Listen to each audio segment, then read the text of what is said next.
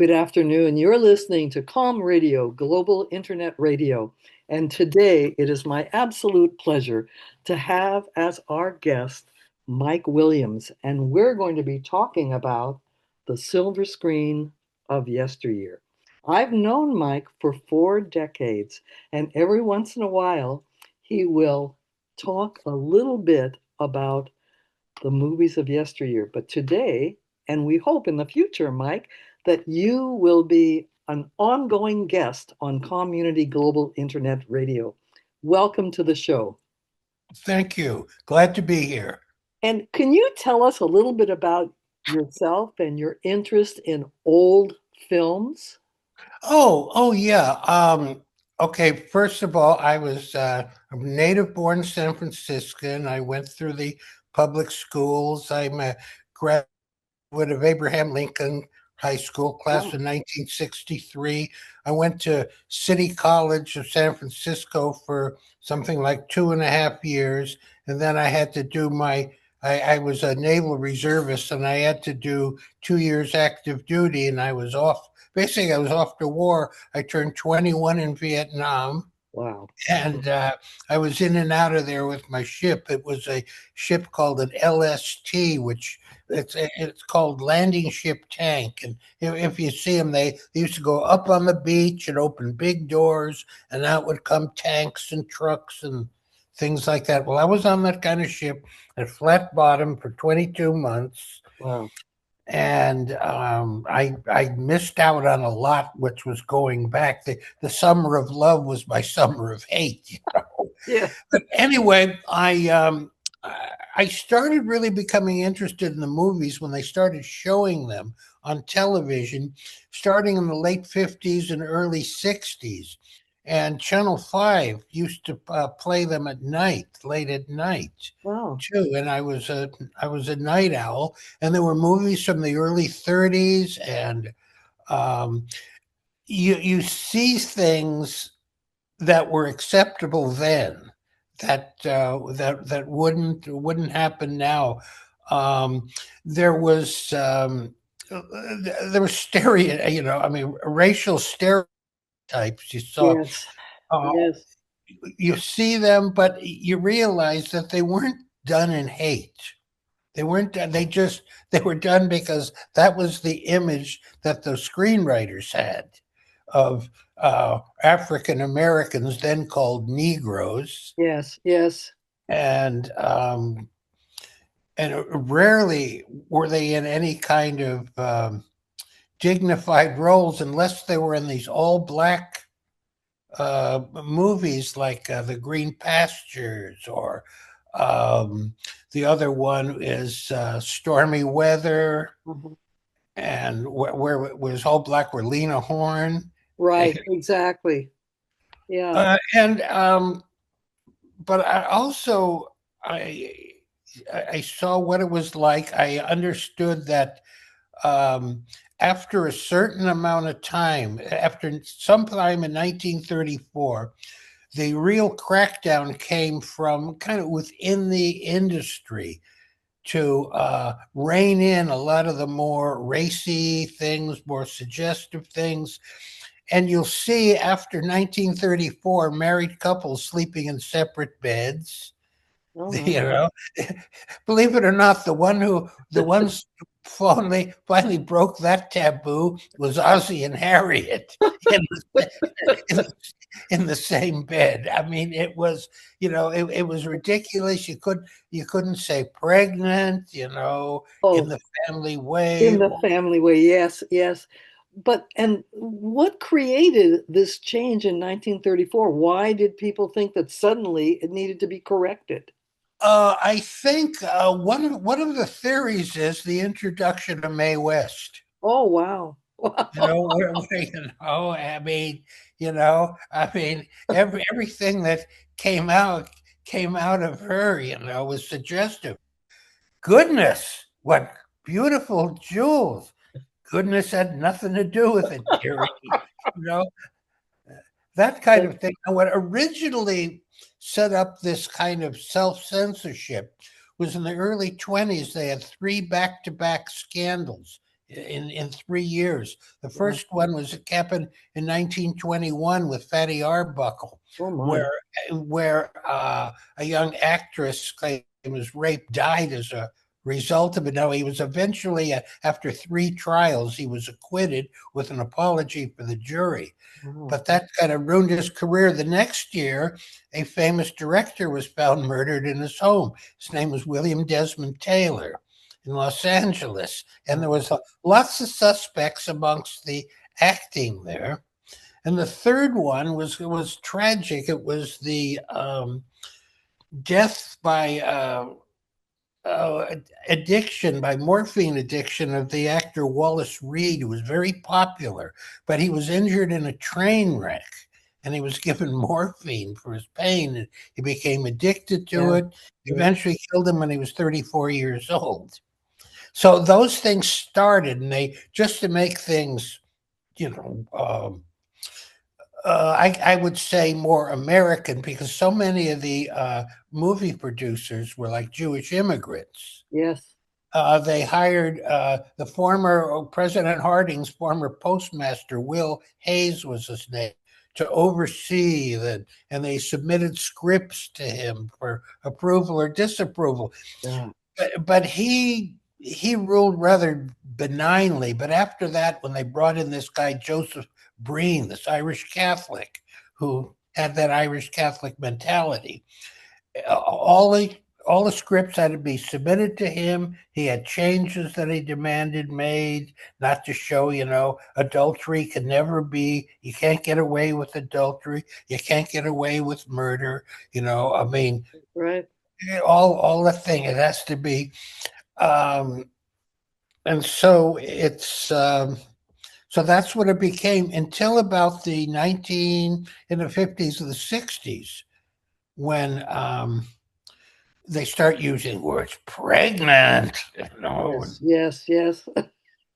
and but it was I understand that a lot of those movies of that time I saw the Fred Astaire, Ginger Rogers, and those Right. musicals were escape from the depression outside.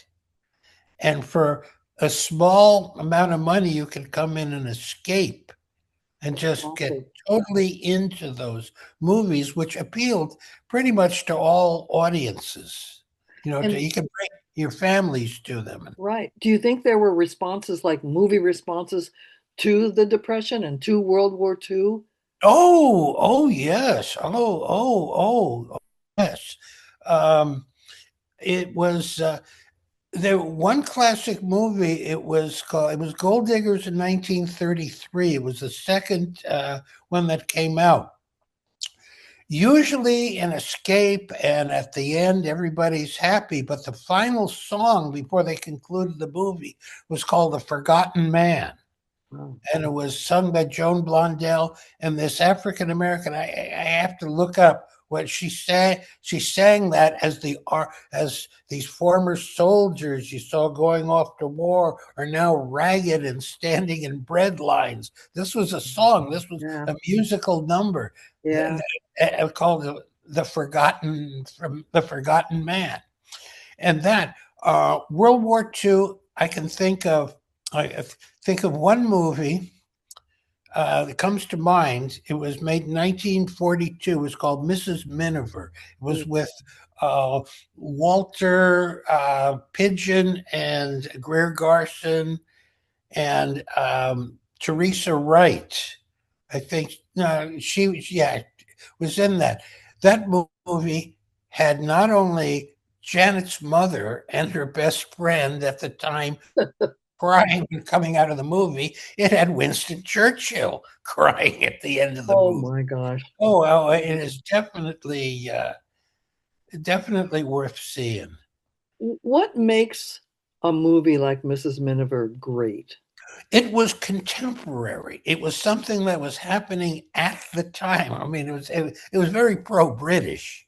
Right. It was, but it was about events that had just happened and were happening at the time, and that brought the message home.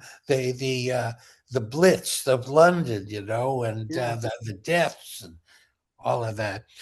There were some not so good ones. I mean, even though they were entertaining, there was one called The Purple Heart with Dana Andrews. It was kind of a story about the Doolittle pilots that were captured by the Japanese. It was somewhat of a true story, but about how they were captured and they were executed.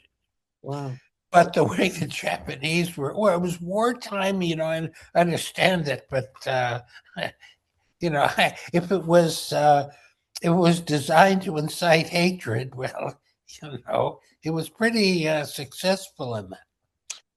And Movies can do that. oh yeah, yeah, and I also see that one of the like classic movies was made almost by accident. There was a movie in 1934 called "It Happened One Night." Is with Clark Gable and Claudette Colbert. Now, both of them were being punished by their respective studios for their being uppity or whatever. So they decided to punish them by sending them to Columbia Pictures, which was like was considered a poverty row studio by then, to teach them humility. Well, it wound up, it's throwing Brer Rabbit in the briar patch because not only the movie was a smashing success, but Gable won an Oscar. The director won it for Best Director, who was Best Picture. I think did maybe Claudette Colbert won it too. But those are the things. Those are the things that happened. 80 million people a week went to the movies then, when there was a population of only about 110, 120 million. My God, talk about popular. And what was the cost of a movie like in 1935? It was probably about 15 cents. Wow, Yeah, wow. that got you into the movies. Probably a popcorn was a nickel. I mean, now Yeah, it's exactly. Or $7. free, maybe. I don't know. Yeah, Yeah. but you got a main feature, a second feature, cartoons, and a Yes, newsreel. yes, yeah. And I understand because when I was in the Navy, and they show these pictures on a 16 millimeter projector on a screen, to escape, the drabness of our lives. And, you got so into the movies, and I realized how people, could escape for at least a couple of hours. Right, right, right. But, Oh, totally. They needed it. Yeah, oh, yeah. absolutely. Yeah. And I also noticed that, a lot of children of these actors you see later. I mean, the name Fonda, Yes, yeah. you know, and his son and his daughter. Yeah.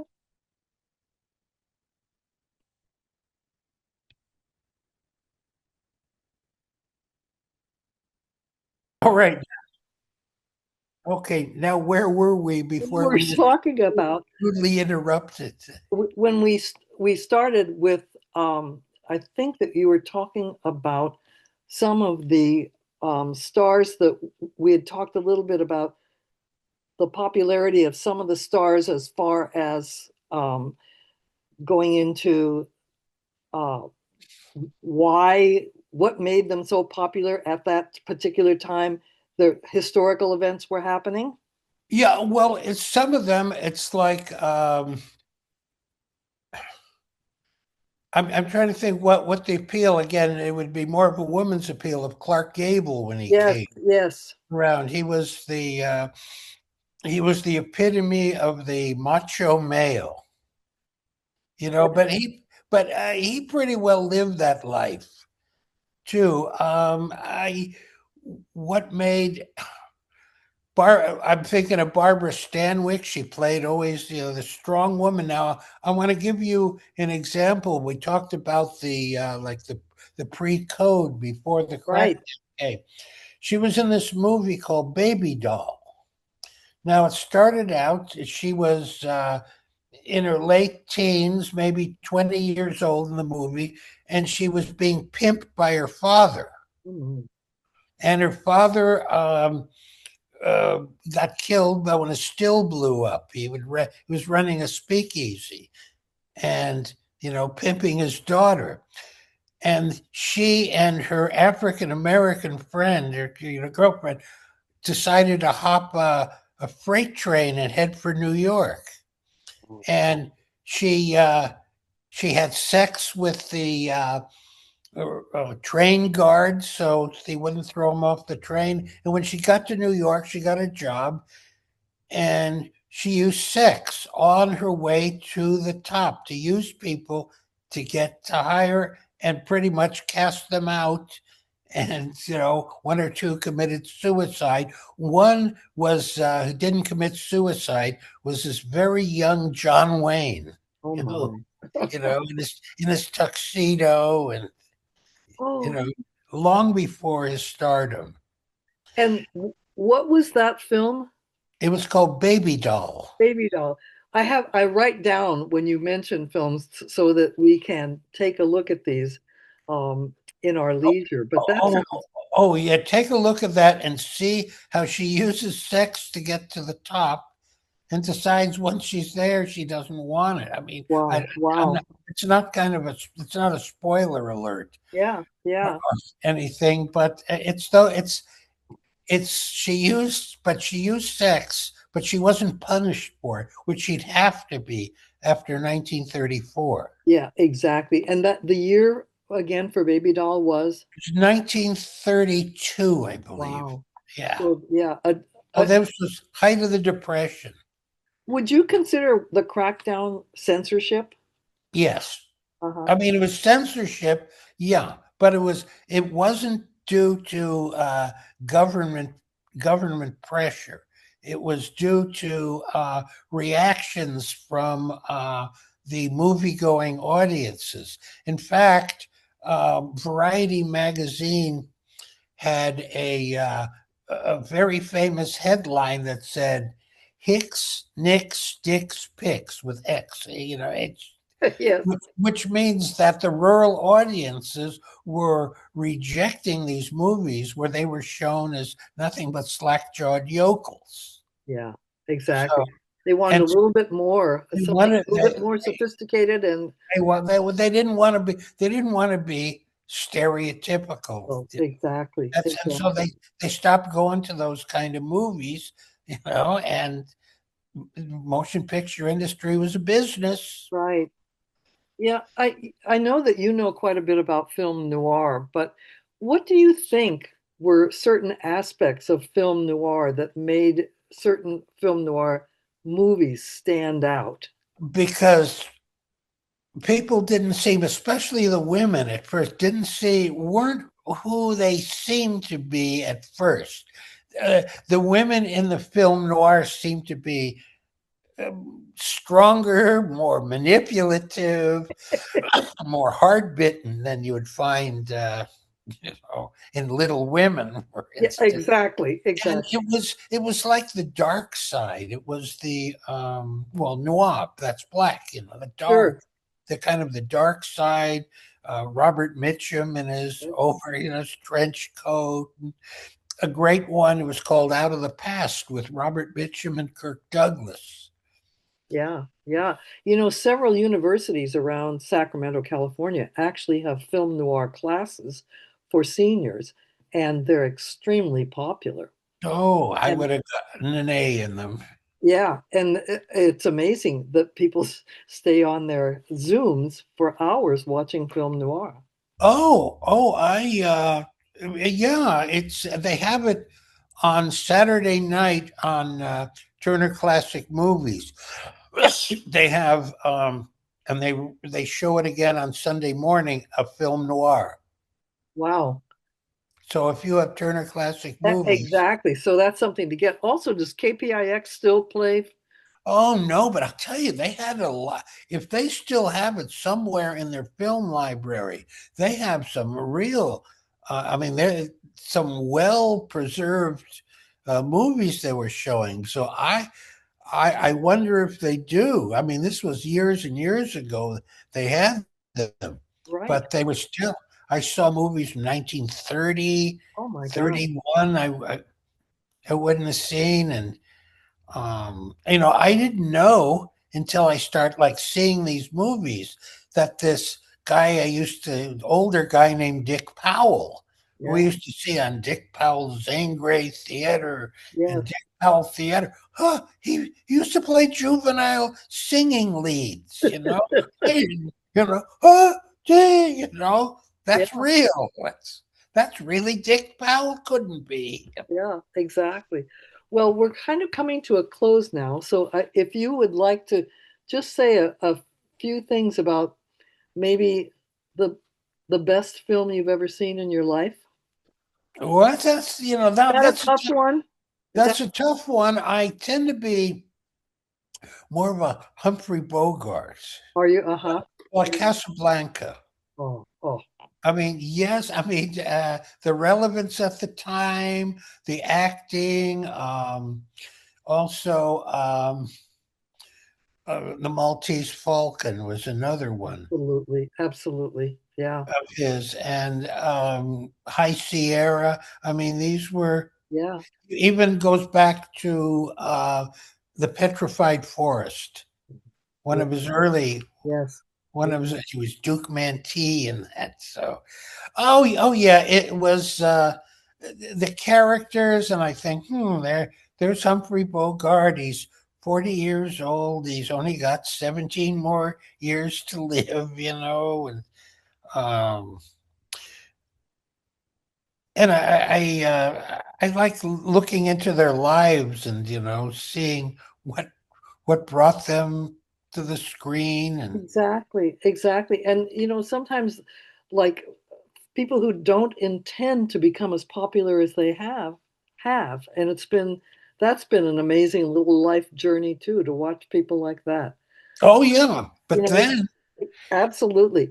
But we really appreciate you being with us today. And oh I I look forward, I hope, Mike, that you decide that maybe you would like to do this from time to time. And my mother used to spend a lot of time talking about Isadora Duncan and people like that. And I hope that we would have a chance to talk about some of the people. And you mentioned African American stars. I would like to also talk about some of the early African American and Asian stars. So, oh Rex Ingram, yes, uh, yes. and Ernest Whitman and Key and Anna Mae Wong. Yeah. Oh, see that there's a lot that we have to discuss, Mike. Oh, we I did. can So see there'll be future things for those in the absolutely, radio audience. absolutely. But today, thank you for joining us on Oh, it's been my observation pleasure. and Thank you. suggestion. Thank Thank you you. for the invite. Thank you so much.